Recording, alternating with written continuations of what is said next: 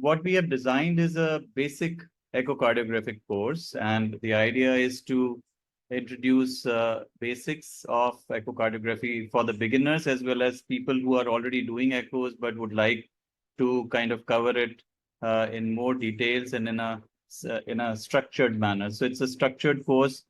So like, for example, we created this video where we actually show you how to put the leads, starting from the very basics, and then we take you further. So actually show you on a look at on a body as to how the heart is placed. So you can actually see that the heart's, placement, how the heart is placed in the chest. And when you open it, you see the structures, the valves, the mitral valve, the septum, the tricuspid valve, and its orientation. So the echo-anatomical correlation is extremely important for you to begin. And this video actually explains to you how you put your cursor. So when you put your cursor, how you get a 4-chamber view here. Right. So this kind of just basic, structure is what we have created, where something which is almost like a hand holding and showing you the echo-anatomical correlation. So that's number one. Going forward, we will show you how to the basic flaws which we see in echocardiographic picture today. So like, for example, how do you measure the volumes? Do you actually exclude the papillary muscles and the trabeculae or not? Then you have the 17 segment model, which looks at the various segments of the left ventricle.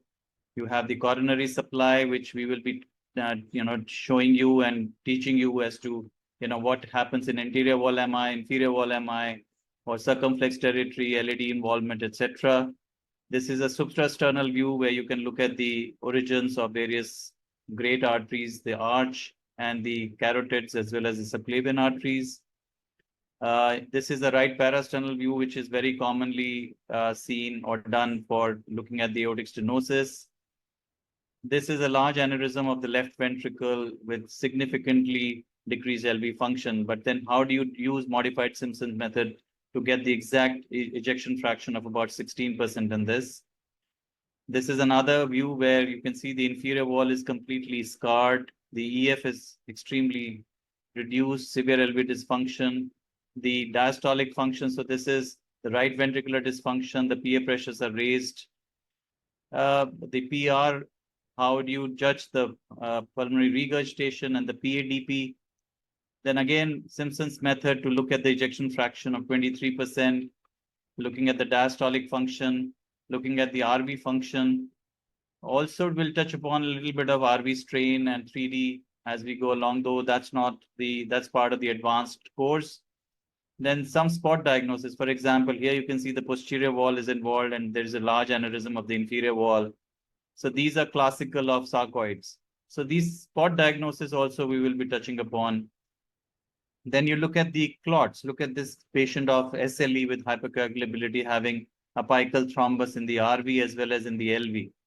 And the use of contrast imaging to delineate these clots.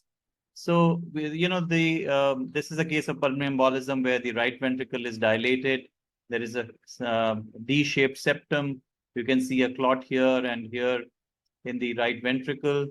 Also in the main pulmonary artery, and this is a saddle thrombus in the pulmonary artery, which is going into both the pulmonary arteries. And this is a 4-chamber view where you can see very clearly the RA and RV are dilated. So this is a classical acute pulmonary embolism.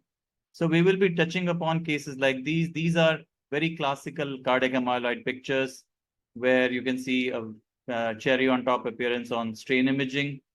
So not only will we using the basics of echo, but we will also show you cases in between interspersed to keep it interesting. So in this course, and I'm sure it's going to be quite informative and will have a lot of structured, orientation to it. And of course, there will be a session at the end of the talks where you can ask your questions and we can have a real interactive sessions. Thank you.